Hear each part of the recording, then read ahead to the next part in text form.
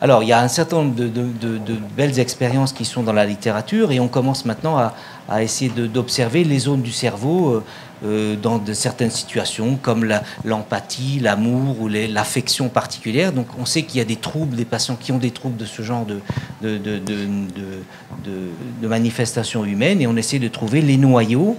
Et là, je vous donne quelques exemples où je ne vais pas rentrer dans les détails, mais on sait que certains noyaux ont par leur neuromédiateur, c'est-à-dire par les petites gouttelettes dont on a vu le fonctionnement tout à l'heure, eh bien, certaines interviennent davantage dans un certain nombre de fonctions et c'est ce qu'on fait. Et c'est un exemple, là je ne vais pas rentrer dans les détails, mais c'est des exemples de parties du cerveau qui sont étudiées avec des zones profondes, des noyaux, c'est-à-dire des petits amas de cellules qui fonctionnent, qui synthétisent des neuromédiateurs et qui s'activent dans un certain nombre d'expressions psychologiques. Il n'y a pas que le mouvement.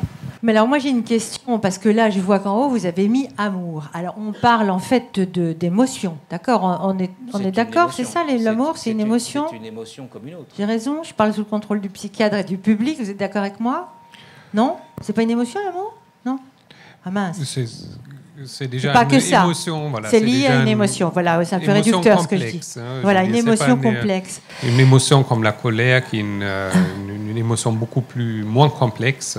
Mais alors, est-ce qu'elle va se matérialiser? Alors, je ne sais pas comment expliquer ça, mais elle va se matérialiser de la même façon que une autre émotion où il y a une manifestation spécifique. C'est ça, c'est spécifique. Wow, c'est fou ça. Ça vous surprend? Non, je ne sais pas. Je trouve que c'est... Non? C'est important. Il ne faut pas que vous pensez que, par exemple, demain, vous pouvez envoyer votre mari ou votre épouse chez Marc pour savoir est-ce qu'il m'aime, il m'aime pas, et comment il m'aime, de quelle qualité, quel niveau. Bien évidemment... On a un peu d'espoir. Non, au contraire. J'espère que ça n'arrivera jamais. Oui, mais malgré tout, quand même, quand vous faites ces expériences-là... Vous le faites entre deux personnes, par exemple, qui s'aiment, enfin, je veux dire, dans des protocoles, non? C'est simplement de savoir, en gros, quelles sont les zones du cerveau que nous partageons tous dans une situation identique. D'accord. La variabilité humaine, qui est absolument essentielle, c'est pas encore du domaine de l'imagerie actuelle. D'accord, donc vous trouvez une plaisanterie qui est censée faire rire tout le monde, et vous la leur donnez, et hop, normalement, il y a la même partie du cerveau qui s'active chez tout le monde. Voilà, il y en a qui ne rigolent pas du tout à la plaisanterie.